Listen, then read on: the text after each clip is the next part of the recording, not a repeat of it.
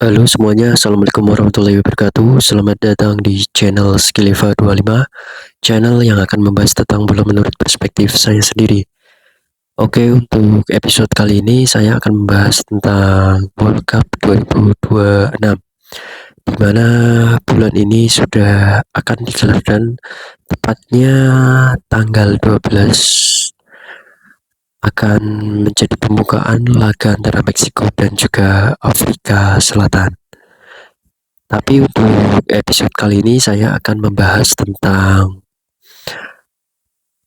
kelemahan beberapa negara atau tim yang menjadi kandidat kuat untuk meraih Piala Dunia di 2026 ini. Sebenarnya semua tim ada kelemahan-kelemahan tertentu yang bisa dimanfaatkan oleh lawan. Tapi tim lain juga lebih banyak punya kelemahan daripada negara-negara besar seperti Inggris, Spanyol, dan Brazil, bahkan Argentina. Oke, kita mulai saja untuk pembahasan kali ini. Negara pertama yang akan saya bahas adalah Spanyol. Ya, kita tahu bahwa Spanyol menjadi kandidat kuat untuk meraih World Cup 2026 ini.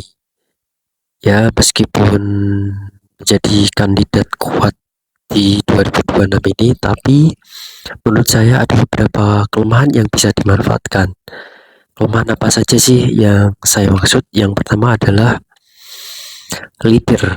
Kita tahu bahwa sebuah tim itu membutuhkan leader di setiap pertandingannya. Ketika zaman Tiki Taka saat Spanyol jaya-jaya dari 2008 sampai 2012, tim Matador pasti mempunyai leader. Kalau misalkan di 2008 ada Puyol dan juga Casillas, dan di 2010 sampai 2012 ada Ramos dan Xavi. Dan hal tersebutlah yang sangat penting di luar talenta-talenta hebat sebuah tim. Oke, itulah kelemahan dari timnas Spanyol. Untuk kelemahan kedua yaitu dari sektor Giga. Kalau misalkan nanti di World Cup 2026 ini Spanyol dan pelatihnya memasang Unai Simon, saya rasa tidak cukup kuat untuk mengarungi Piala Dunia 2026 ini. Saya lebih proper memilih David Raya karena di musim ini David Raya bisa menunjukkan kapasitasnya bahwa dia nomor satu GK di dunia saat ini. Oke, dua kelemahan tersebutlah yang saya dapatkan dari timnas Spanyol. Oke, kita lanjut untuk timnas selanjutnya. Oke, untuk timnas selanjutnya yaitu saya akan bahas Brazil terlebih dahulu. Oke, kita tahu bahwa gelas World Cup di 2002 yang dimenangkan Brazil adalah World Cup yang sangat lama menurut saya. Dan meskipun talenta besar setiap tahunnya lahir di Brazil, tapi setiap pergelaran Piala Dunia mereka masih saja kesulitan. Dan apa sih kelemahan di musim atau di World Cup 2026 ini dari timnas Brazil? Yang jelas ada minimal dua kelemahan. Oke, kita bahas langsung saja. Untuk kelemahan yang pertama yang jelas dari sektor CMF atau gelandang. Kita tahu bahwa gelandang mereka yang akan dipasang di pemain starting 11 itu hanya Casemiro, Fabinho, Lucas Paqueta. Sedangkan mereka di klubnya itu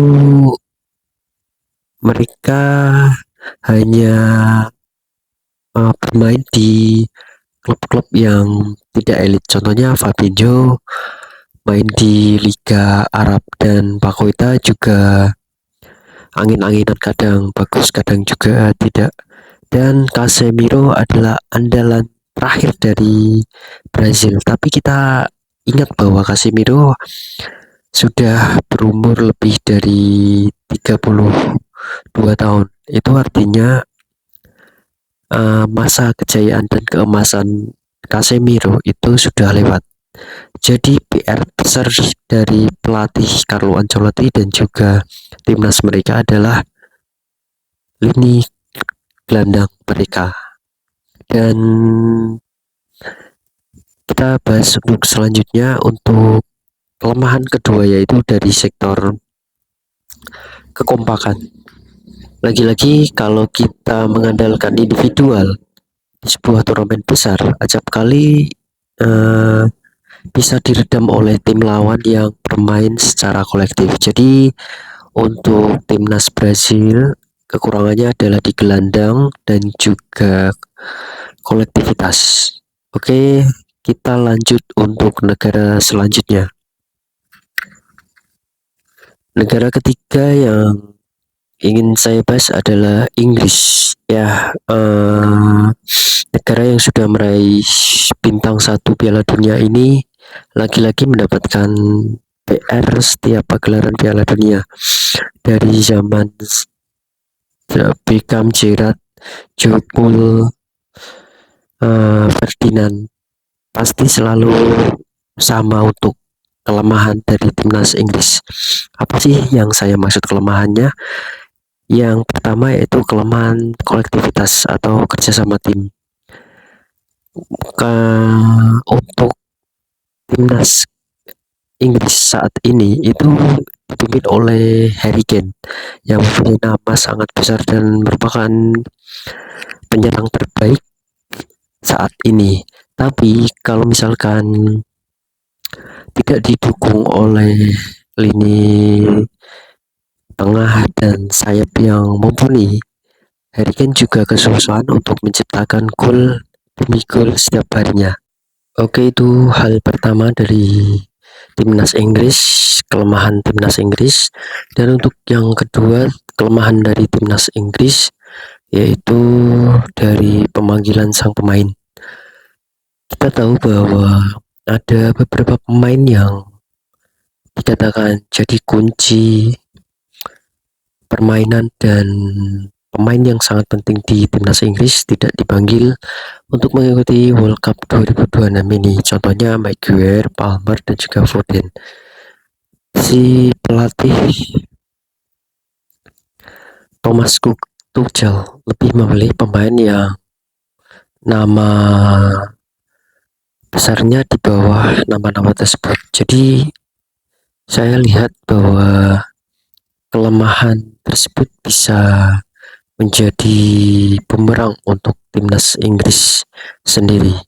Oke, itu kelemahan dari timnas Inggris. Kita lanjut untuk timnas selanjutnya. Untuk timnas selanjutnya yang akan saya bahas adalah Argentina. Argentina adalah juara bertahan di World Cup 2022 dan akan sangat bersikeras untuk mempertahankan gelar juara walaupun sangat-sangat sulit menurut saya. Dan apa sih kelemahan dari timnas Argentina? Yang pertama yaitu di lini belakang. Di lini belakang masih diisi Romero dan juga Otamendi. Menurut saya untuk tahun ini mereka akan sangat kesusahan mengakomodir lini bertahan Argentina. Jadi bisa menjadi keuntungan tersendiri bagi lawan-lawan Argentina untuk memanfaatkan kelemahan Argentina. Dan selanjutnya yaitu kelemahannya yaitu dari sektor Lionel Messi. Lionel Messi adalah kunci dari sebuah tim, tapi mengingat usia Argentina, usia Lionel Messi yang lebih dari 35 tahun, kemungkinan untuk opsi kebintangan di sebuah pertandingan besar akan sangat berkurang daripada musim 2022.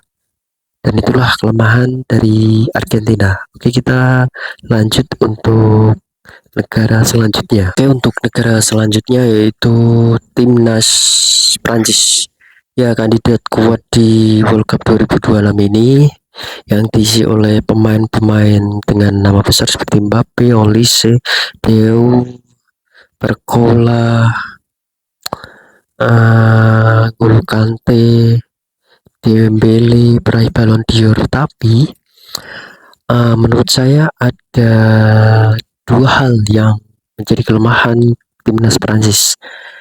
Nah, yang pertama yaitu dari sektor penjaga gawang. Kita tahu bahwa sepeninggal Hugo Lloris, Prancis kesulitan menemukan sosok yang benar-benar menjadi tombak di lini penjaga gawang. Dan penjaga gawang mereka untuk saat ini adalah Maignan,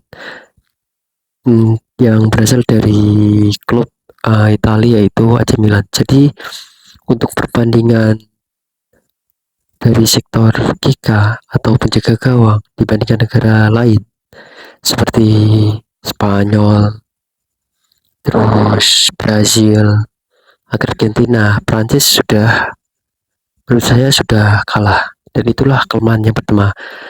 Dan kita lanjut untuk kelemahan yang kedua. Kelemahan yang kedua yaitu yang jelas faktor egoisme. Kalau misalkan kita lihat di beberapa berita terakhir bahwa Mbappe adalah seorang pemain yang punya ego tinggi dan juga bertemu lawan di klub seperti Dembele, Theo, Barcola.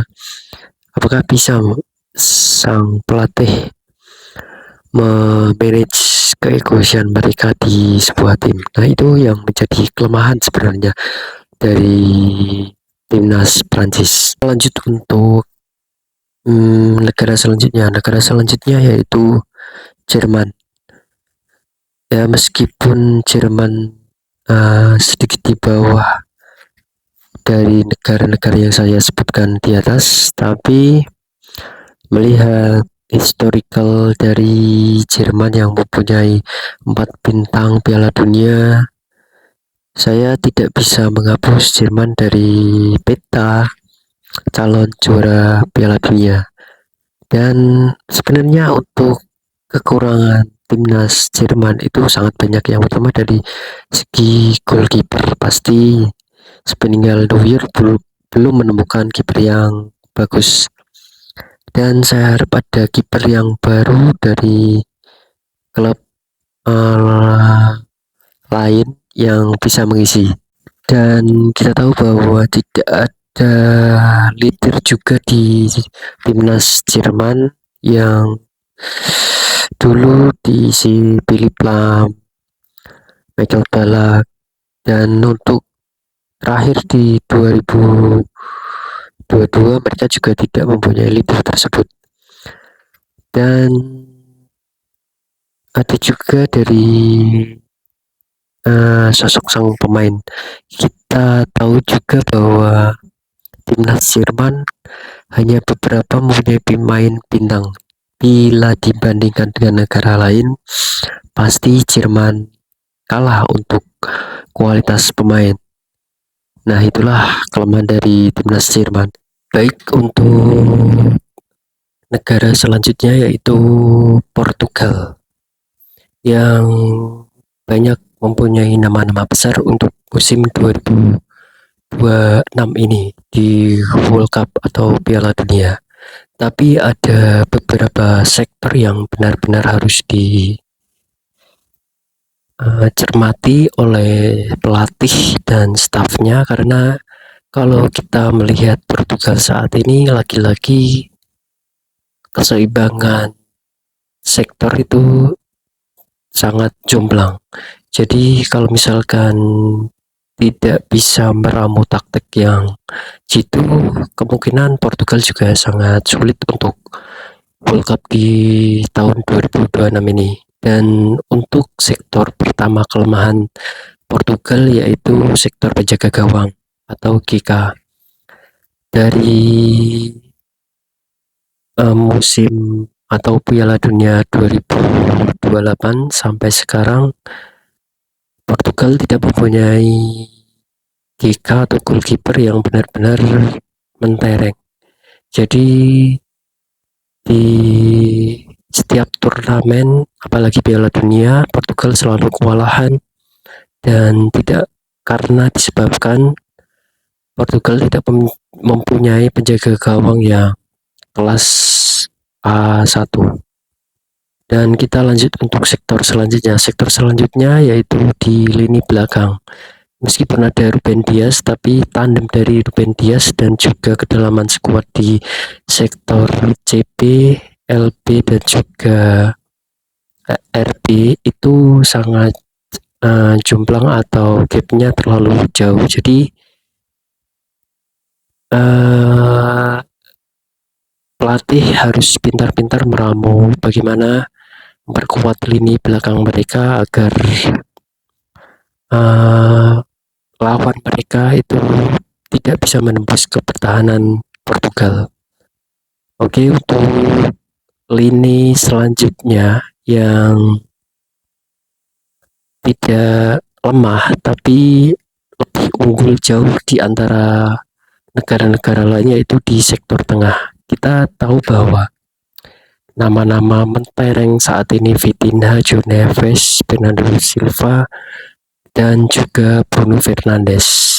4 nama tersebut mempunyai andil besar di klub masing-masing. Contohnya saja Vitinha dan João Neves bisa membawa PSG back-to-back UCL untuk musim 2025 dan 2026. Jadi untuk sektor tengah, kalau misalkan kita perbandingan dengan negara lain, Portugal menduduki peringkat 1, apalagi ditambah Bruno Fernandes yang mempunyai musim 2025-2026 yang sangat mentereng dengan Manchester United dan terpilih sebagai MVP semusim di Premier League dan juga membawa MU menempati posisi 3 klasemen akhir dan MU sekarang bisa ikut UCL lagi setelah vakum beberapa tahun. Dan ditambah Bernardo Silva yang bisa menjadi AMF itu menjadi kelebihan yang sangat-sangat bagus untuk lini tengah mereka. Tapi kita lanjut ke sektor yang terakhir yaitu di lini depan. Meskipun nama mega bintang mereka Cristiano Ronaldo masih bisa bersaing di lini depan, tapi mengingat umur Cristiano Ronaldo yang sudah mencapai 41 tahun, saya pesimis untuk ketajaman lini depan Portugal terjamin. Terlebih Gonzalo Ramos, Guedes, dan juga Rafael Leao, menurut saya setiap musimnya angin-anginan dan tidak stabil konsisten untuk setiap pertandingannya. Jadi untuk sektor depan saya rasa juga sama dengan lini belakang Portugal, mempunyai PR besar dan harus benar-benar kerja keras untuk membombardir pertahanan lawan dan menciptakan gol. Oke, kita lanjut negara terakhir.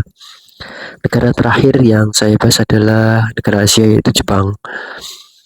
Nah, untuk timnas Jepang sebenarnya untuk kelemahannya itu satu, yaitu mentalitas di sebuah Piala Dunia. Kalau misalkan mereka bisa memanage mental yang bagus dan mempunyai keberuntungan yang bagus di setiap pertandingannya, saya kira timnas Jepang akan menjadi kandidat kuat juga di turnamen kali ini. Dan itulah pembahasan kali ini dari Skillify 25. Kalau misalkan kalian mempunyai evaluasi sendiri atau rangkuman sendiri tentang kelemahan sebuah tim yang menjadi kandidat juara, boleh komen di bawah. Oke teman-teman semuanya, terima kasih atas perhatiannya. Sampai jumpa lagi.